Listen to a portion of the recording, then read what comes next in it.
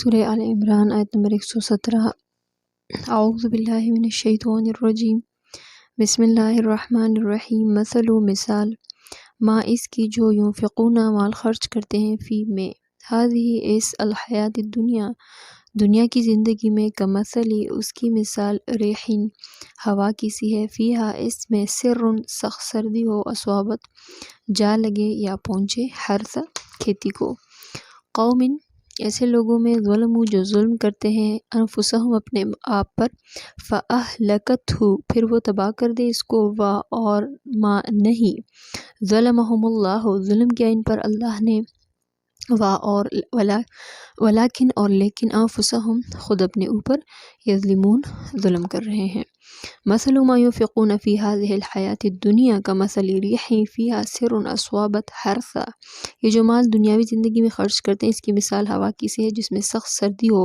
اور وہ ایسے لوگوں کی کھیتی پر، قوم ظلموا انفسہم فاہلکت جو اپنے آپ پر ظلم کرتے ہیں، پھر وہ تباہ کر دے اس کو، یعنی وہ ہوا تباہ کر دے اس فصل کو، وما اور نہیں، ظلمہم اللہ ولیکن انفسہم یظلمون اور خدا نے ان پر کچھ ظلم نہیں کیا بلکہ یہ خود اپنے اوپر ظلم کر رہے ہیں۔ اس آیت میں اللہ رب العالمین ہمیں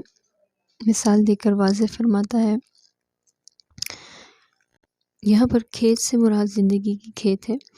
جیسے اگر کوئی انسان کھیت میں جو بوئے وہی پودا جو ہے اگے گا، اگر گندم بوئے ہیں تو گندم کا پودا اگے گا، اگر سبزی بوئی ہے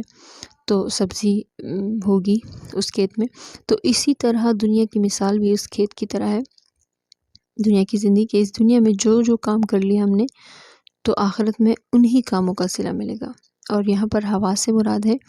نیکی کا جذبہ ہے، یعنی نیکی کی ہے مگر صرف لوگ کو دکھانے کے لیے،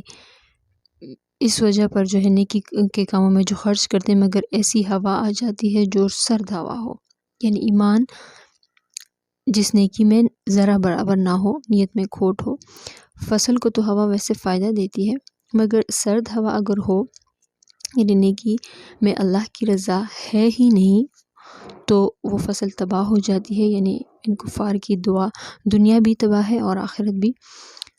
خیر خیرات اور صدقہ کا بہت درجہ ہے اللہ کی نظر میں، مگر اگر اس صدقے میں کفر اور دکھاوا ہو تو وہ صدقہ اللہ کے نزدیک بالکل قبول نہیں ہے۔ اس آیت میں صدقہ دینے کی جو شرطیں ہیں، اگر ان شرطوں پر ہم نہ اتریں، ہماری نیت میں کھوٹ ہو، لوگ کو دکھانے کے لیے ہم صدقہ کریں تو ہمارا صدقہ خیر خیرات کوئی فائدہ جو ہے اس کا نہیں ہے۔ اور اسی طرح زکوٰۃ دینے کی بھی ہمارے اسلام نے جو ہے ہمیں پورا طریقہ بتایا ہے، تو اس سب کا خیال رکھنا ہے میں نے اور آپ نے۔ اللہ رب العالمین کبھی اپنے بندوں پر ظلم نہیں کرتا، جس رب نے بنایا ہے انسان کو، اور اسی رب نے اس انسان کے لیے قانون بنایا ہے، تو اگر وہ انسان اس قانون پر عمل نہیں کرتا تو پھر کون ظالم ہوا؟ وہ انسان خود ظالم ہوا۔ اللہ پاک ہمیں اپنے اوپر ظلم کرنے سے بچائے رکھے، آمین۔ صدق اللہ العظیم۔